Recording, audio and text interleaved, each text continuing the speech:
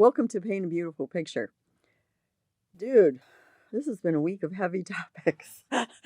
No joke, right? Okay, so let's have a little more fun today. Today we're going to talk about teaching vibrancy. Have you ever met a person who was really vibrant, like living in color, enthusiastic? Yeah, there's no question. I would definitely be one of those people.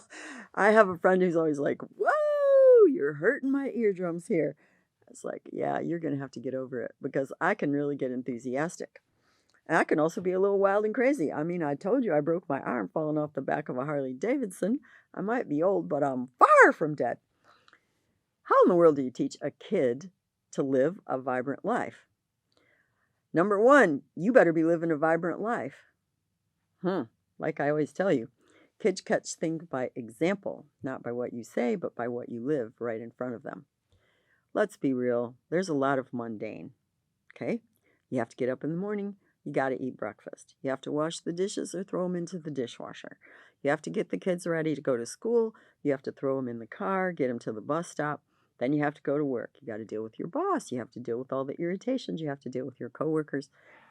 There is so much mundane stuff for real. Somebody's got to sweep the kitchen floor. Somebody's got to vacuum the living room carpet. Somebody has to do the laundry and fold all the underwear and the towels and the sheets and the washcloths and ay, ay, ay. Yeah, there's a lot of mundane. Trust me, I should know this. I've had plenty of years of it. I mean, it is a part of life that things are mundane. And yet, do you know what? There's nobody on the planet who said that you can't have fun and live and enjoy it while you're folding the clothes or while you're sweeping the kitchen floor. I think one of my favorite scenes in Mrs. Doubtfire is when Robin Williams is, dancing while he's sweeping the kitchen and dancing while he's vacuuming. There you have it, right there. Yes, you can sweep the floor like a drudge and hate it. Of course you can do that. Go ahead, man. Ain't nobody gonna stop you. But you know what? You can also crank up the radio and you can dance and sing while you sweep the kitchen floor.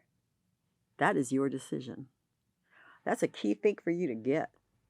Whether you live a vibrant life or a terribly boring, mundane life, that is your decision. Did you know that? Because if your mama didn't tell you, I just did. For real. And you get to teach that to your kids. Okay? That sense of adventure, that sense of fun, that sense of excitement, that's up to you. I'm not saying that you shouldn't throw in some pretty spicy things along the way, because you definitely should. We'll talk about that in a minute. But the everyday, regular, normal, ordinary has to happen again and again and again and again and again and again stuff. You can enjoy it. That's entirely up to you. I want to ask you a question. Who would you rather hang with? I'm not joking. I really want you to answer that question for me. You want to hang out with somebody who's like, oh, I had to sweep the floor today, had to fold the clothes today, had to take the kids to school today. Or, man, the kids and I, we straightened up the house. We had a really great time while we did it. Everything's done. The house is neat. The clothes are folded and put away. The kids had a great day at school. Who do you want to hang with? And guess what? You're the main person you hang with. You get to choose. You really have control over your attitude. What kind of attitude you got? That's not on me. That's not on your kids. That's not on your mate. That's on you. You get to decide. I hope you make a great decision that you're going to live a vibrant life. And you're going to teach your kids to live a vibrant life. Let's talk about some of the ingredients besides your own attitude. One of the ingredients of having a vibrant life is look for things that are exciting. That doesn't necessarily mean jumping out of a plane, though for some people that is what that is, or paragliding, or hang gliding, or bungee jumping off of a massively high bridge, or climbing up Mount Everest. There are lots of cool things for a lot of people. But I'm going to tell you some of the things that, because I didn't have a ton of money, I did with my kids, and they were really exciting. We had a blast. We'd go out into the woods and climb trees. There was a tree along a creek, Turtle Creek, in Beloit, Wisconsin, where I used to take my kids. We would climb that tree and eat lunch in that tree. It wasn't terribly far from our house. We'd drive within a mile or two of there, walk for 30 minutes through the woods, get up in that tree, eat lunch in the tree. Then we'd be really quiet. We'd watch the herons come and fish along the side of the creek, and it was really awesome. So when my son got engaged, he told his fiance, he said, "There's somewhere really special I want to take you." I think she had big dreams about what this was going to look like. And he took her out to this tree. And they got up in the tree and he handed her a sandwich. She goes, "What is this?" He said, "This is one of the coolest things my mom did with us when we were kids. We would come out here and eat lunch in this tree." And it was so important to him. It was such a vital part of his life. He couldn't wait to share it with his fiance. See, that was a simple, vibrant thing that we did. Didn't cost any cash, wasn't complex. We didn't have to travel 100 miles. It was just an exciting thing. I mean, how many times have you eaten lunch in a tree? We would do things like play marbles. No kidding, for real. Okay, we'd go out in the dirt, make a circle, shoot marbles together. We all had our own jars, and my kids don't remember this very much. I loved playing marbles when I was a kid, and I'd play it with my brother. So I really liked playing marbles with my kids. We would play games. I've seen parents literally play games with their kids and go, "You don't need to be so noisy." Really? You're going to be the noise police while they're trying to have fun? Please don't pull that on your kids. Sometimes a vibrant life is a little loud, okay? So they get excited. They're like, "Yes, yes. Oh, dude." I'll tell you, I played Mario Kart with my grandson. He was about 3 years old. And I'm like, "Whoa, dude, this is crazy. Like, I'm a really bad driver on the video game." He goes, "Granny, I'm never going anywhere in the car with you again." I was like, "Oh, come on, man. Give me a break, okay? Because driving a video game car is nothing like driving a real car. Just because you're a better driver than me on Mario Kart doesn't mean that I'm not going to be taking you to Dairy Queen for ice cream." That's what I'm saying to you. Oh, come on. Give it a break and have some fun. And it doesn't have to be complex or expensive. Just have fun. I took care of a niece of mine for about 5 years when she was a little girl. I would pick her up from Montessori at about 11:30, quarter to 12, and we'd go home and eat lunch. About 3 times a week, we went to this place called M&M Dairy Ripple in South Beloit, Illinois, and we would get a kiddie cone. They had creamsicle, which was orange sherbet and vanilla ice cream. They had picnic benches, and we would sit on the picnic bench because across the street was a park, and we would watch all these kids playing and laughing with their mom. And yeah, how simple is that, right? I think it cost me 50 cents a couple times a week.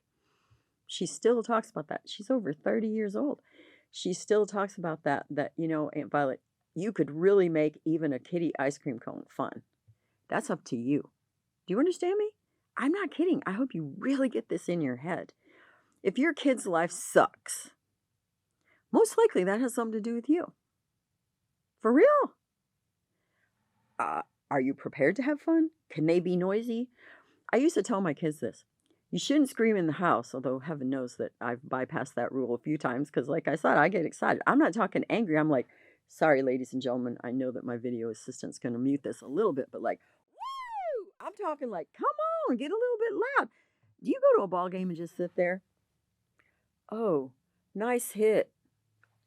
Really? Do you go to a football game and go, "Good play"? I know you're lying, man. I know you get excited. But you can't get excited about your kid's life. You can't get excited about things that you're doing that are going to really make their life good and fun. Come on. Yes, you can. And I want you to. Okay? So, yes, you take your kids to ball games. When I lived in Beloit, there was a, whatever those guys are, farm team, I guess they were. It cost like $2 to go. And we would go. Now, I couldn't afford to go buy hot dogs and all this other stuff, so we'd pop popcorn and make caramel corn. And my kids and I, we always had a blast in the kitchen. No joke. We'd cut out cookie cutter cookies and put colored sprinkles and decorate them with icing, and sometimes they were really ugly. Sometimes my kids would make monsters out of them and put weird blobs on there. And I know people, and don't worry, I'm pretty much a get it right kind of a person that would be, "Oh, that's not right. What are you doing? That's kind of weird." Don't dissuade your child's creativity. Let them be kind of nuts and have fun with it. and do it on a regular basis. Okay? Because, land sakes, like I said, life has lots of boring, lots of mundane, lots of have to in it. So you've got to put some fun and excitement and thrill in there, and that's what gives you a vibrant life. There's another element of a vibrant life that none of us can deny, and that is that very seldom are we going to have a vibrant life alone. Okay? It takes other people that we love and other people who are important to us. And so, as I talked about last week, things like going to visit a nursing home or taking your kids to visit kids in a children's hospital, contributing to other people, that definitely makes for a vibrant life. There's no question I've been highly blessed in a lot of the places I got to serve. In the Philippines, when I took my kids there, and they made friends, and some of those friends ended up dying because we worked at the dumps. And those kids were poor, and those kids were poorly nourished, and they had no health care except for what we brought to them. But it enriched my kids' lives. It really did, and mine. And when I served in Afghanistan, and I helped thousands of Afghan women, it really enriched my life, and their lives as well. So there's a lot to say for a vibrant life that involves contributing to someone else, showing kindness to someone else, doing something unexpected in someone else's world. Let's talk about that a second. I had a really good friend who likes surprises. Personally, I don't like surprises. I really don't. It just isn't something I like. Maybe because I've had a lot of negative ones, but I don't prefer surprises. But she loved them. So one day I went to her house and I toilet papered her house and I put crepe paper around her door that was more colorful. And I gave her like a whole bag full of about $1. Dollar Tree is my friend. About $1 presents, about 20 of them all wrapped up. And said, for the next 20 days, open one of these each morning. And remember that I love you and I'm glad you're my friend. $20, right? For days and days and days of reminding her that I loved her and I was glad she was my friend. Too simple, right? You can do that for your kids. No kidding. You can make their life really rich. And they will learn to live a vibrant life. That might mean things like taking your kids to Disney World or Cedar Point or Six Flags over Atlanta. Various kinds of places so they can have some thrills and have some fun and do things that are really wild and crazy. Really, that's okay. But you can also do things that are simple, like going to a local carnival, riding the bumper cars. There are just so many things, and I want you to use your imagination. I'm going to tell you one of my other favorites. I bought a tent. It was cheap. Okay, I didn't have to spend for hotels and whatever all. And I was in nursing school. I was so poor. Lord knows I was poor. I would go out in the woods, because I've always liked the woods, and set up the tent. Go to school and get my kids. At the end of the day, put a blindfold on them. Drive around for like 10 or 15 minutes. They had no idea. They actually thought we went somewhere. Hold their hands and take them out into the woods. This was literally 3 to 5 miles away from my house. Same place, close to Turtle Creek. And I already had the campfire set up. I'd had food put into packets, hamburger meat with potatoes, onions, and carrots. So you build the fire, you put that under there. In an hour, you get to eat. You don't have to mess around with a bunch of junk there while you're there. A couple of sleeping bags in the tent. Sometimes we'd roast hot dogs and marshmallows. We're talking a couple bucks and maybe an hour or two of preparation for a whole night of fun. The next day they'd get up. I would take them to school. I would go to school. When I got out of school, I'd go take the tent down. Had a really easy tent to assemble, so it was a piece of cake. We probably used to go camping at least 3 or 4 nights a month. No joke. Not every week, because I didn't want it to get old. You can actually live a very vibrant life. And I'm going to hit this last one for you because it's such a big thing for me. You can live a vibrant spiritual life. You really can. That's your decision. If you have an amazing relationship with God or you barely know Him, that's entirely up to you. Because let me tell you, God is anxious to have an amazing relationship with you. He created you. He loves you. He thinks you're amazing. He thinks you're delightful. He sings love songs about you. If you don't believe me, look up Zephaniah 3:17. He is so excited about you that he literally let his son die for you, that you and he could have a relationship. If you have an amazing relationship or a crummy one, it's pretty much up to you. Okay? And having a vibrant, rich life relationship with God is awesome. I should know. I've had one with him for a really long time, since I was a little girl, and I'm so excited about it. I still am really excited about it. So I want you to teach vibrancy to your child. My challenge question for you today is, do I live a vibrant life? Because if you don't live a vibrant life, there is very little likelihood that you're going to teach your child to have one. And oh, here's bonus material. When you have to do all those boring, mundane, ordinary, regular things, like clean the toilet, that every single one of us has to do sometimes, whether or not you have a good attitude, it still has to happen. So you might as well do it with a good attitude. Turn on the radio, whistle, dance, sing, do something that makes it livable and maybe even fun. I'm not kidding, people. You really can have a vibrant life. Thank you for joining me today on Paint a Beautiful Picture. You may find additional information on our paintabeautifulpicture.com website. Additionally, you may watch me on Rumble, and you may also listen to a podcast on Buzzsprout or Spreaker, all under the name Paint a Beautiful Picture. If you like this video, please give me a thumbs up.